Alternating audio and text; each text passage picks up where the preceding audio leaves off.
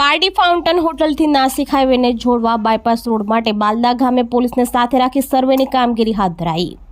Bullet train project FASTag highway હવે state હાઈવેને જોડવા ખેડૂતોની જમીન વર્ષોથી રહેતા લોકોના ઘર સંપાદિત થતા નારાજગી।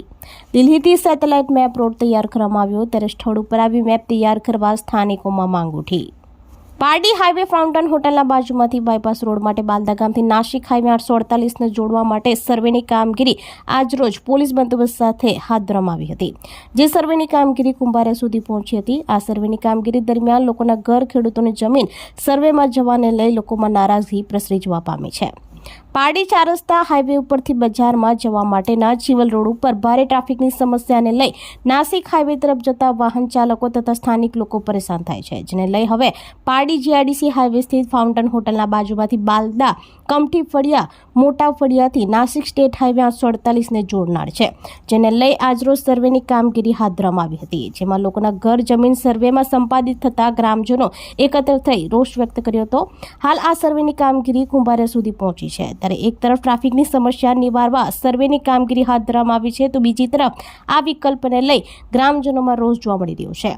એક તરફ બુલેટ ટ્રેન પ્રોજેક્ટ, એક તરફ ફાસ્ટેગ હાઈવે, તો હવે સ્ટેટ હાઈવેને જોડવા ગામડાઓના ખેડૂતોની ખેતી કરવાની જમીન, વર્ષોથી રહેતા લોકોના ઘર, જમીન સંપાદિત થતા લોકોએ સર્વેની કામગીરી સામે રોષ ઠાલવ્યો હતો।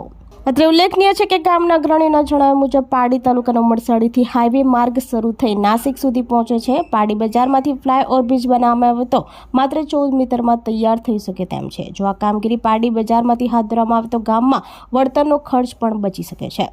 પારડીના વિકાસના નકશાનો રોડ 24 મીટર છે, જેમાં 8 મીટર વધારવામાં આવે તો ગામડાઓમાંથી બાયપાસ 40 મીટર સંપાદનની જરૂર જ રહેતી નથી। દિલ્હીથી સેટેલાઇટ મેપ રોડ તૈયાર કરવામાં આવ્યો છે, ત્યારે સ્થળ ઉપર આવી મેપ તૈયાર કરવામાં આવે તેવી લોકોની માંગ ઉઠવા પામી છે। તેમજ બાલદા ગ્રામ પંચાયતના ગ્રામસભામાં ઠરાવ કરવામાં આવ્યો નથી, છતાંય ગ્રામ પંચાયતને વિશ્વાસમાં લીધા વિના કામગીરી પોલીસને સાથે રાખી કરવામાં આવી હોવાનું જાણવા મળ્યું હતું, ત્યારે જાગૃત સાંસદ સભ્ય તથા મંત્રી આ બાબતે ધ્યાન દોરે તેવી બૂમ ઉઠવા પામી છે।